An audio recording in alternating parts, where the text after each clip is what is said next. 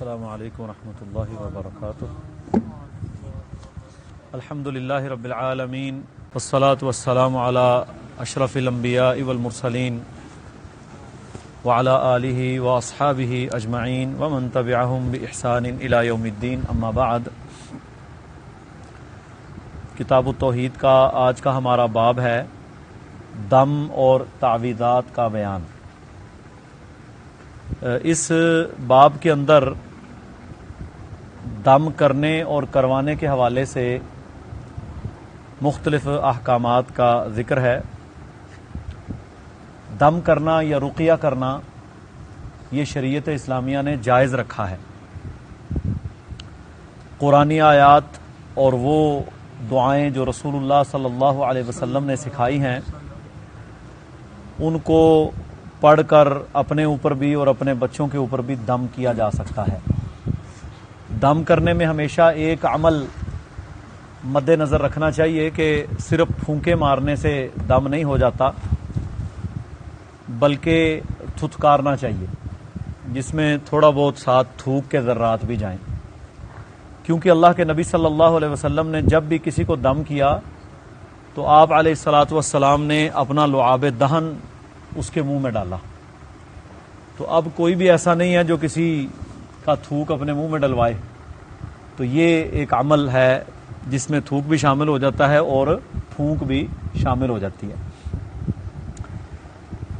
اور اس کے بہت اچھے اثرات ہیں.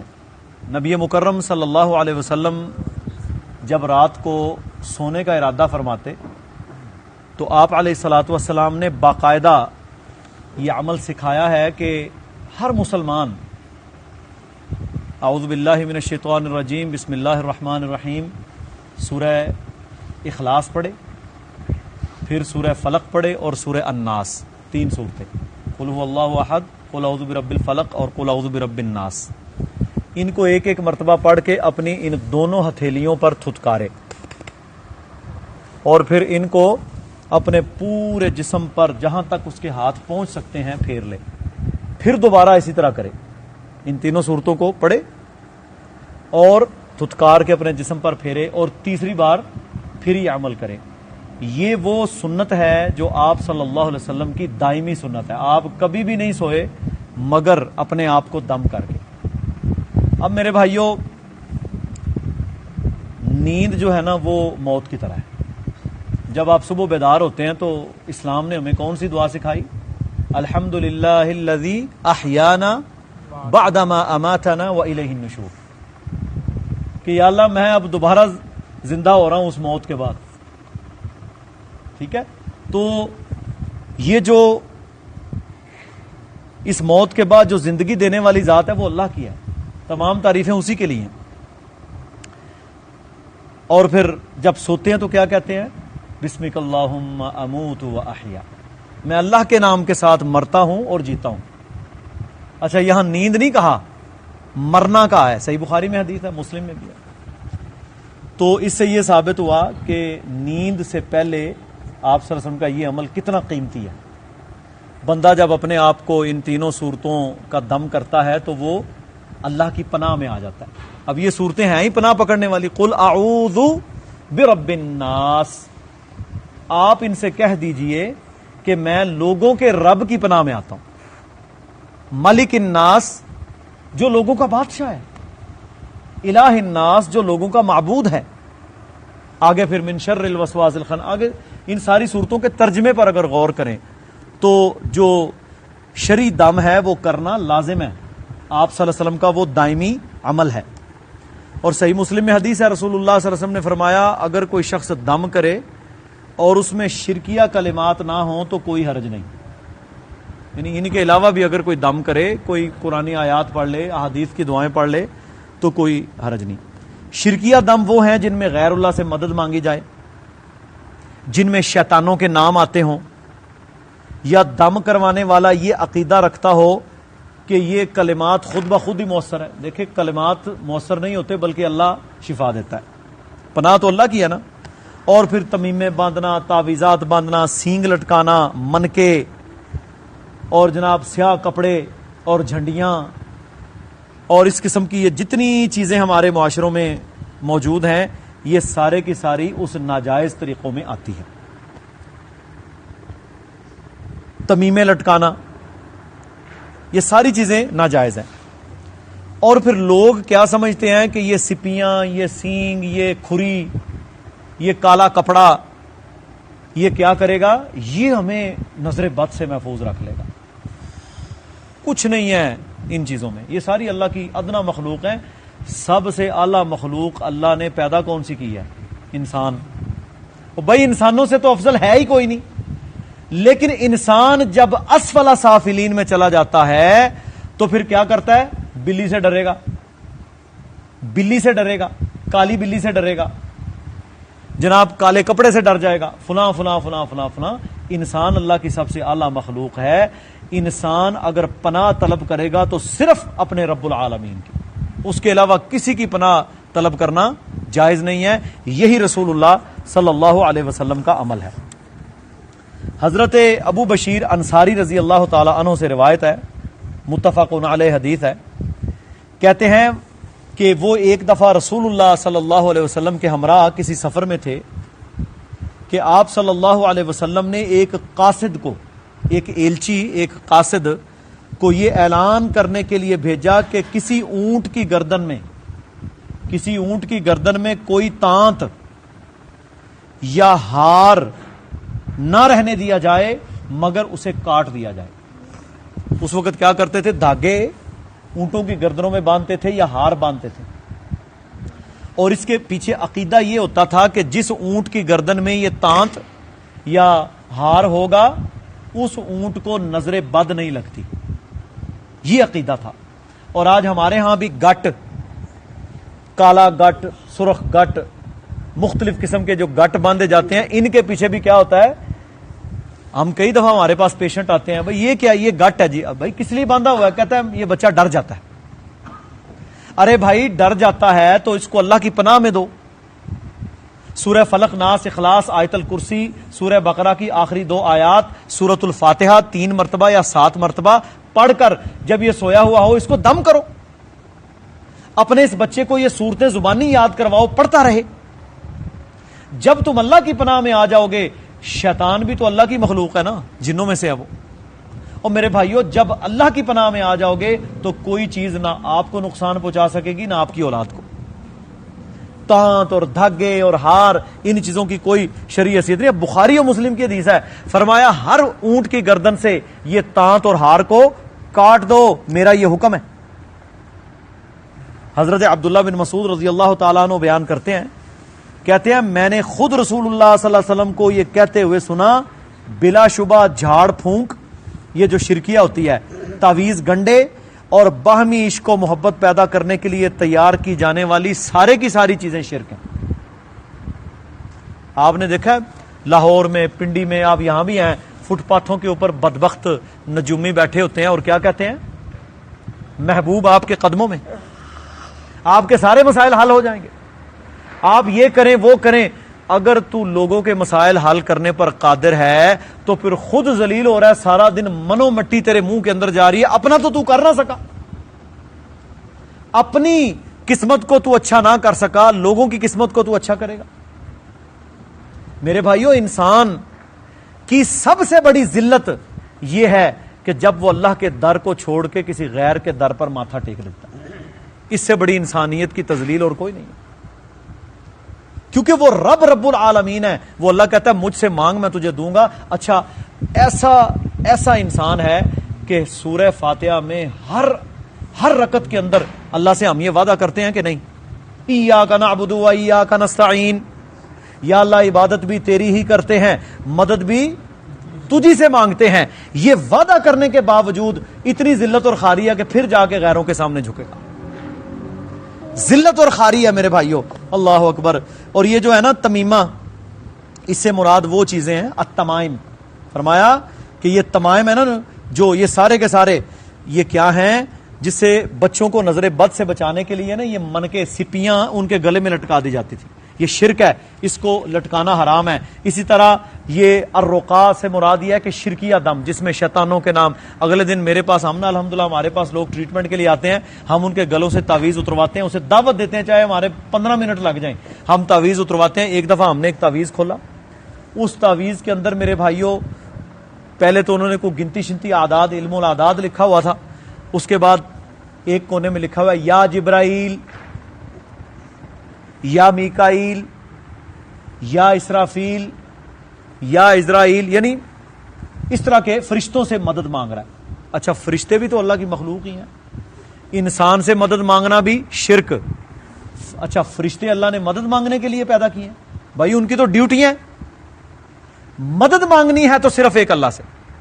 اچھا ایک کونے پر یہ لکھا ہوا چاروں پر، اور جب بیک سائڈ اس کی تو لکھا ہوا یا بدوہ، شیطانوں سے پناہ مانگ رہا۔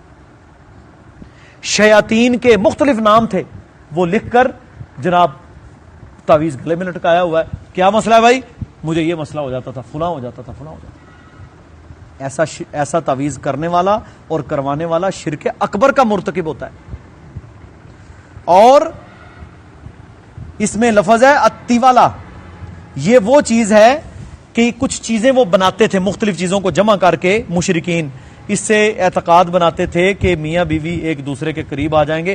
آج بھی میرے بھائیوں آپ کو ایسی بہت ساری چیزیں ملیں گی لوگوں کے پاس جنہوں نے یہ پکھنڈ بنایا ہوا ہے، کاروبار بنایا ہوا ہے، وہ آپ کو مختلف چیزیں جمع کر کے دیں گے، کہیں گے یہ اپنے پاس رکھ، یہ کپڑا ہے، یہ جناب اتنی ساری وہ لکڑی کی ڈولیاں بنائی ہوتی ہیں، آپ یہاں دولے شاہ کا دربار ہے، گجرات ہمارے قریب ہے، وہاں چلے جائیں۔ میں خود گیا، میں نے ملاحظہ کیا باقاعدہ میرے بھائیوں، وہاں باہر بیٹھے ہوئے ظالم، انہوں نے کیا ہے، چاندی کے لڑکے، چاندی کی لڑکیاں۔ اب لڑکا لے کے جاؤ گے اس دربار پر تو تجھے لڑکا ملے گا، لڑکی چڑھاؤ گے تو لڑکی ملے گی۔ میرے بھائیوں رب العالمین نے کیا فرمایا؟ فرمایا کہ میں جسے چاہتا ہوں بچے دیتا ہوں، جسے چاہتا ہوں بچیاں دیتا ہوں، جسے چاہتا ہوں دونوں ملا کے دے دیتا ہوں، اور جسے چاہتا ہوں بانج رکھ دیتا ہوں۔ جو بانج ہے اسے دے کے دکھائے کوئی۔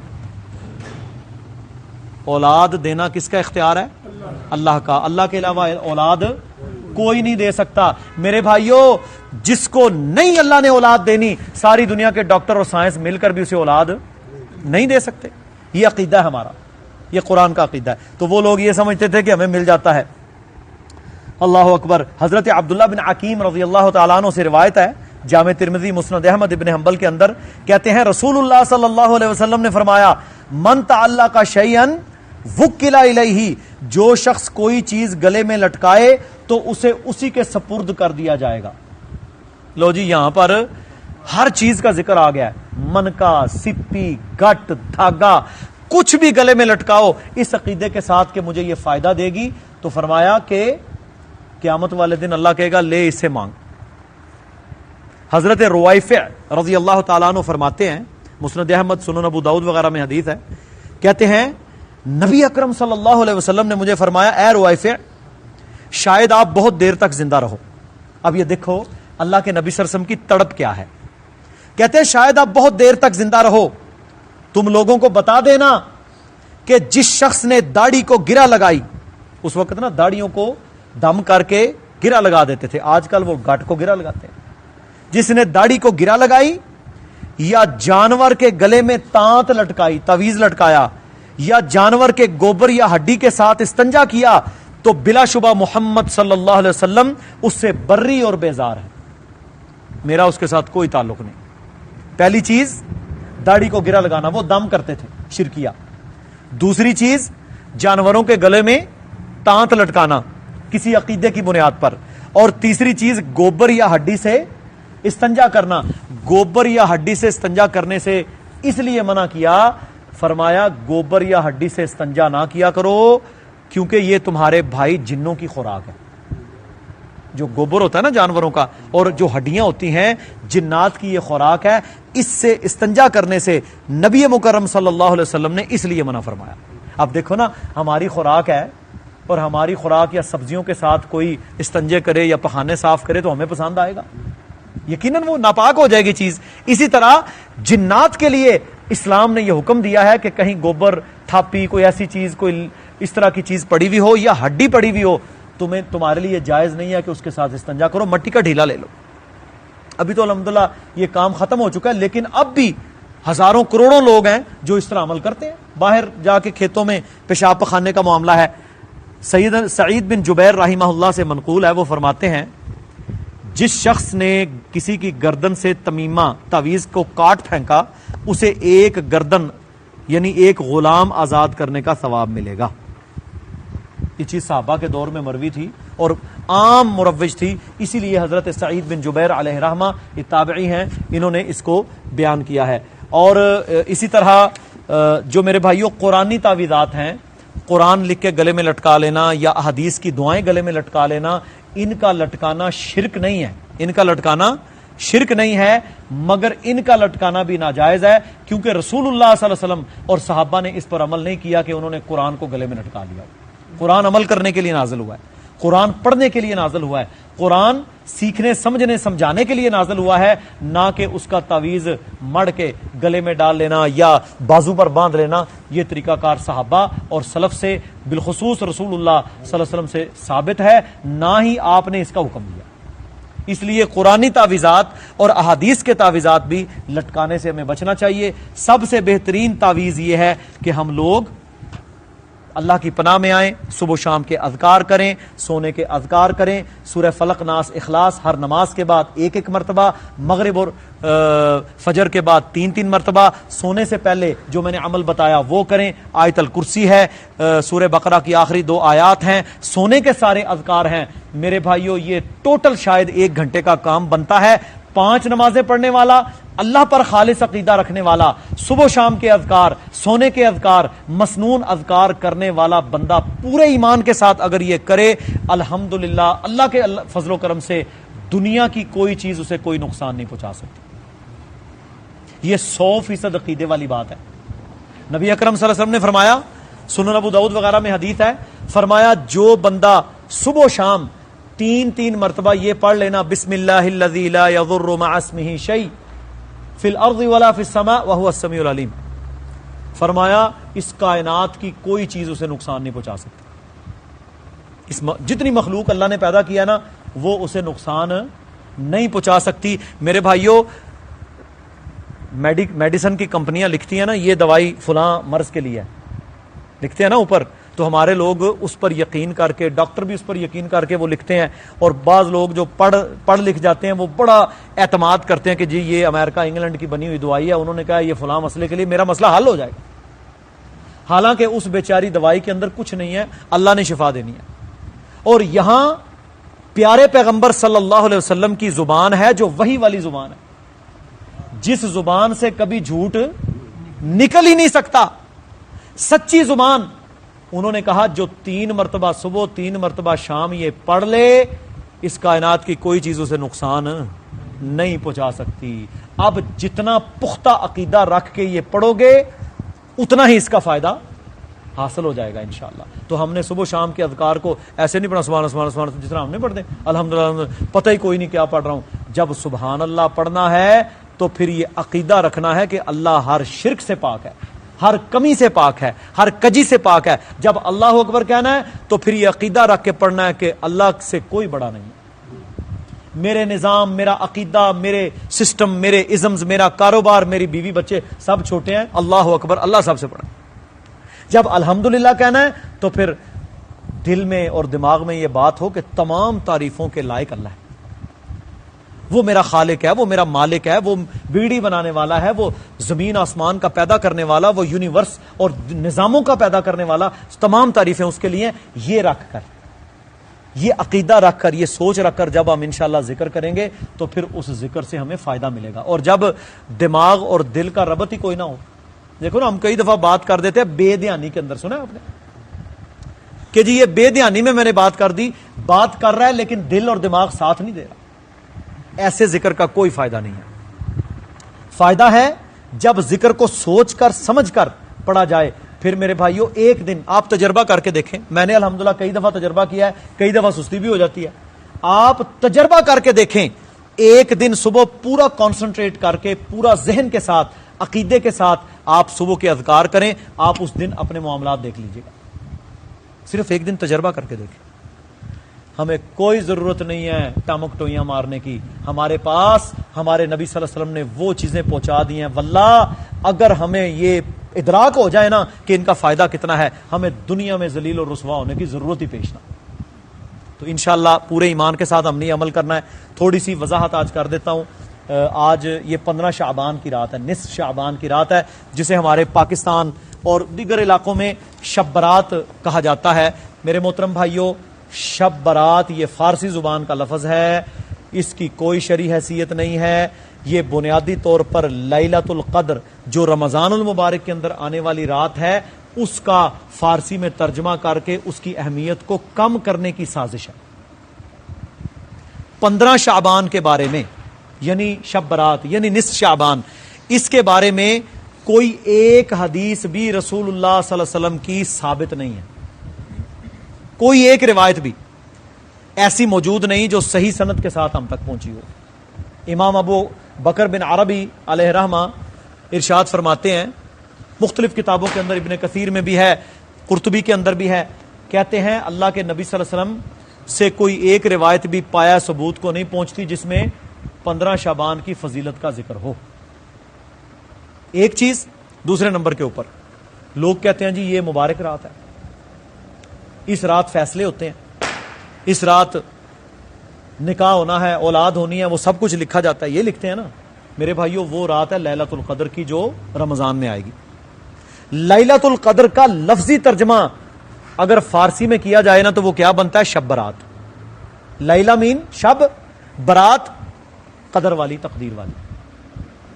تو میرے بھائیوں، وہ کون سی رات ہے؟ اور اس کے بارے میں پھر لوگوں نے عقیدے گھڑے ہوئے ہیں، دلیلیں دیتے ہیں۔ کہتے ہیں سورہ دخان میں اللہ نے کہا انا انزلناہ فی لیلۃ مبارکہ، اللہ نے یہ قرآن ایک مبارک رات میں نازل کیا، اس سے مراد 15 شعبان ہے۔ میرے بھائیوں، وہ اللہ اپنے اسی کلام میں اسی آیت کی توضیح بیان کرتا ہے سورہ بقرہ میں، فرمایا شہر رمضان الذی انزل فیہ القرآن، یہ تو رمضان کا مہینہ ہے جس میں ہم نے قرآن کو نازل کیا۔ پھر اللہ نے کہا کہ اس سے بھی زیادہ سن لو، انا انزلناہ فی لیلۃ القدر، یہ تو میں نے لیلۃ القدر میں نازل کیا۔ تو وہ مبارک رات کون سی ہے؟ لیلۃ القدر کی رات۔ وہ کب آئے گی؟ رمضان کے آخری عشرے میں، آخری عشرے کی 5 طاق راتوں میں آپ نے اسے تلاش کرنا ہے۔ جسے عبادت کا شوق ہے، جسے رات کو جاگنے کا شوق ہے، نوافل کا شوق ہے، وہ کیا کرے؟ وہ جائے، جا کر اعتکاف بیٹھے۔ اور ایک اور بات سن لیں، تحقیق کر لیں، جناب محمد رسول اللہ صلی اللہ علیہ وسلم اپنی ساری زندگی رمضان کی راتوں کے علاوہ کبھی بھی پوری رات نہیں جاگے۔ آپ کا عمل ہی نہیں ہے، سوائے رمضان کی راتوں کے رسول اللہ صلی اللہ علیہ وسلم کبھی پوری رات جا کر عبادت نہیں کرتے تھے، نہ آپ سے ثابت ہے۔ اور جو کرے گا وہ کس کی مخالفت کرے گا؟ نبی صلی اللہ علیہ وسلم کی مخالفت کرے گا۔ اور جو نبی صلی اللہ علیہ وسلم کی مخالفت کرے گا، ہماری امی سیدہ عائشہ رضی اللہ تعالی عنہا سے روایت ہے، مسلم شریف کی حدیث ہے، رسول اللہ صلی اللہ علیہ وسلم نے فرمایا من عمل عملا لیس علیہ امرنا فہو رد، جس نے کوئی ایسا عمل کیا جس پر ہمارا حکم نہیں ہے وہ عمل مردود ہے۔ حلوے پکاؤ، چراغاں کرو، ساری رات نفل پڑھو، جو بے نماز، جو بدعتی، جو شرک کے عقیدے رکھنے والا، زانی، سود خور کیا کرتا ہے؟ اس رات کو جناب نفل پڑھ رہے ہیں، صبح فجر کی نماز پڑھنی، نہ فجر، نہ ظہر، نہ عصر، نہ مغرب، نہ عشاء، رات کے نفل ضرور پڑھے گا، قبرستان میں جائے گا، کوئی شرعی حیثیت نہیں ہے۔ اور اس کے بارے میں ابن ماجہ کے اندر ایک روایت ہے کہ جی حضرت علی رضی اللہ تعالیٰ عنہ سے مروی ہے کہ اس رات کا قیام کرو اور اس کے دن کا یعنی اگلے دن کا روزہ رکھو۔ یہ ایک روایت ہے ابن ماجہ میں، یہ روایت موضوع روایت ہے، من گھڑت۔ امام یحییٰ بن معین علیہ رحمہ اور امام احمد ابن حنبل رحمۃ اللہ علیہ، اس کے اندر پائے جانے والے ایک راوی ابو بکر ابن ابی سبرہ یا سبرہ، اس شخص کے بارے میں فرماتے ہیں کہ یہ کیا تھا؟ وضاع، حدیثیں گھڑنے والا تھا، گھر میں بیٹھ کر یہ حدیث بنا لیتا تھا۔ موضوع روایت ہے، من گھڑت روایت ہے، اس لیے اس کی کوئی شرعی حیثیت نہیں ہے۔ میرے بھائیوں، یہ عام راتوں کی طرح ہے۔ کہتے ہیں جی اس رات کو اللہ تعالیٰ آسمان دنیا پر نزول کرتا ہے اور بنو کلب کی بھیڑوں کے بالوں جتنے لوگوں کو معاف کر دیتا ہے۔ میرے بھائیوں، یہ حدیث صحیح بخاری مسلم میں موجود ہے۔ فرمایا اللہ رب العالمین ہر رات کے آخری حصے میں آسمان دنیا پر نزول کرتا ہے اور کہتا ہے کوئی مجھ سے معافی مانگے۔ ہر رات جو تہجد پڑھنے والا ہے پورا سال اس کو یہ فضیلت حاصل ہوگی. یہ ایک رات کا عمل ہی نہیں ہے. تو میرے بھائیوں وہ عمل جو سنت سے ثابت نہ ہو، وہ عمل جو صحابہ نے نہیں کیا، اگر ہم کریں گے تو وہ کیا ہوگا؟ وہ عمل اجر ملنے کی بجائے آپ کو نقصان کا باعث بن جائے گا. تو اس لیے ان اعمال سے ہمیں بچنا چاہیے، اور اصل رات جو آنے والی ہے لیلۃ القدر، اس کی تیاری کریں، اس کے لیے اپنے آپ کو تیار کریں، مستعد کریں. اور جو لوگ یہ رغبت رکھتے ہیں کہ وہ اللہ کی عبادت کریں، دنیا سے ہٹ کے، بیوی بچوں سے ہٹ کے، کاروباروں کو چھوڑ کر، تو وہ آئے میدان میں 10 دن کے لیے اعتکاف کریں. اللہ کہتا ہے آؤ اعتکاف کرو، پڑھو تراوی، کرو اذکار، 10 دن 10 راتیں ہیں، جاگو ساری ساری رات، کوئی منع نہیں ہے. ہمارے ہاں میرے بھائیوں الٹی گنگا ہے، جو جہاں جاگنا ہے وہاں جاگتے نہیں، جہاں نہیں جاگنا وہاں جاگ جاگ کے اپنا وقت ضائع کرتے. تو یہ بڑی اوپن بات ہے. آخری بات کرتا ہوں، اگر یہ اتنی مبارک رات ہے اور اس رات فیصلے ہو رہے ہیں اور جو جو لوگوں نے بنایا ہوا ہے، تو میرے بھائیوں یہ جو چھرنیاں پٹاخے ہیں ان کی کیا شرعی حیثیت ہے؟ یہ سارے کی ساری وہ بدبختی ہے جو مسلمانوں کے اندر آتش پرستوں سے آئی، مجوسیوں سے آئی. جب حضرت عمر رضی اللہ تعالیٰ عنہ کے دور میں فارس ایران کا علاقہ فتح ہوا ہے نا، بات ہے تو میں کر دیتا ہوں، جب ایران کا علاقہ فتح ہوا ہے، وہ سارے آتش پرست زرتشت کے پجاری، آگ کی پوجا کرنے والے لوگ تھے. سبحان اللہ، صحابہ کرام نے وہاں پر شرک ختم کر کے ان کے آتش قدوں کو ٹھنڈا کر دیا، لوگوں نے اسلام قبول کر لیا. بہت سارے لوگوں نے اندر سے پکے ٹھکے مسلمان ہو گئے، لیکن کچھ ایسے شیطان بھی تھے جنہوں نے دیکھا اسلام تو غالب آ گیا، انہوں نے اسلام کا لبادہ اوڑھ لیا. ان میں ایک خاندان تھا برامکا خاندان، ان کا ایک بڑا سردار تھا، اس کا نام تھا خالد برامکی. اس خالد نے بھی اسلام قبول کرنے کا ڈھونگ رچایا. بنو عباس کا دور ہے، اس میں ہارون الرشید کا زمانہ ہے. میرے بھائیوں تقریباً 200 ہجری کے لگ بھگ کا یہ دور ہے. اس دور میں یہ ایک جگہ کا گورنر بن گیا، مشیر بن گیا. اس نے اس دور میں پہلی مرتبہ مسلمانوں کے اندر چراغاں، آگ کا جلانا، یہ شرلیاں پٹاخے شروع کیے. اور مورخین لکھتے ہیں کہ ان لوگوں کے دلوں کے اندر اور ان کے دماغوں کے اندر اور ان کے خون کے اندر آگ کی پوجا رچی بسی ہوئی تھی. اب اسلام غالب آ گیا، شرک ختم ہو گیا. انہوں نے اوپر سے ڈھنگورا جب پیٹا تو کیا ہوا؟ انہوں نے آگ کی پوجا کی اس محبت کے اندر پھر یہ ساری چراغاں اور شرلیاں پٹاخے شروع کر دیے. آتش پرستوں کا کام یہ ان مجوسیوں نے اس کا آغاز کیا تھا. واللہ اس کا شریعت کے ساتھ کوئی تعلق نہیں ہے. رسول اللہ صلی اللہ علیہ وسلم تو ان چیزوں سے سخت نفرت کرتے تھے، اور آپ صلی اللہ علیہ وسلم نے حکم دیا ہے. آپ کہتے ہیں نا زوال کے وقت نماز پڑھتے ہیں، جب سورج طلوع ہو رہا ہو تو یہ 5-7 منٹ نماز پڑھتے ہیں؟ نہیں نہ پڑھتے. کیوں نہیں پڑھتے؟ فرمایا یہ 3 اوقات ہیں، میں ان میں نماز پڑھنے سے تمہیں روکتا ہوں. یہ مجوسیوں کی عبادت کا وقت ہے. وہ ظالم ان اوقات میں اپنی آگ بھڑکایا کرتے تھے. تو آج ہمارے ہاں دیکھ لو، اسلام کے نام پر شرلیاں، پٹاخے، یہ چراغاں، یہ اگربتیاں، یہ جناب موم بتیاں لوگ لگاتے ہیں، چراغاں کرتے ہیں. اسلام میں اس کی کوئی شرعی حیثیت نہیں ہے، نہ ہی اللہ کے نبی صلی اللہ علیہ وسلم اور صحابہ اور خلفاء کا یہ عمل ہے. میرے بھائیوں دیکھ لو کہ آج بھی ایران کے اندر وہ لوگ آگ سے محبت رکھتے ہیں. آج بھی نوروز اور مہرجان کے وہ تہوار جو آتش پرست میرے بھائیوں منایا کرتے تھے، آپ حیران رہ جائیں گے کہ عید الفطر اور عید الاضحیٰ رسول اللہ صلی اللہ علیہ وسلم نے مدینہ میں اعلان کر دیا تھا. فرمایا اللہ رب العالمین نے ہمیں جتنے تہوار لوگوں کو دیے دوسری قوموں کو، ان کے بدلے میں 2 تہوار عطا کر دیے. ہمارے پاس کتنے تہوار ہیں؟ 2. ایک عید الفطر جو آنے والی ہے انشاءاللہ رمضان کے بعد، اور دوسری عید الاضحیٰ.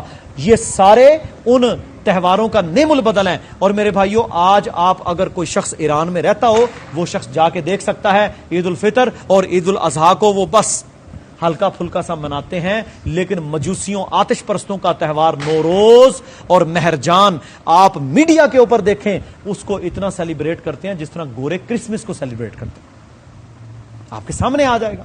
تو ان کے دلوں کے اندر ابھی بھی آتش پرستی رچی بسی ہوئی ہے. اس لیے ہم نے اس گندگی کے اندر شامل نہیں ہونا، ہم نے ان ساری چیزوں کا رد کرنا ہے، خالص دین کے اوپر چلنا ہے. اللہ رب العالمین مجھے اور آپ سب کو عمل کی توفیق عطا فرمائے. اللہ ہمیں بدعات، خرافات، شرک اور کفر اور بدعات سے بچتے ہوئے اس دین پر چلنے کی توفیق دے جو اللہ نے اپنے نبی محمد رسول اللہ صلی اللہ علیہ وسلم پر نازل فرمایا تھا. وآخر دعوانا ان الحمدللہ رب العالمین. سبحانک اللہم وبحمدک اشہد ان لا الہ الا انت استغفرک واتوب الیک.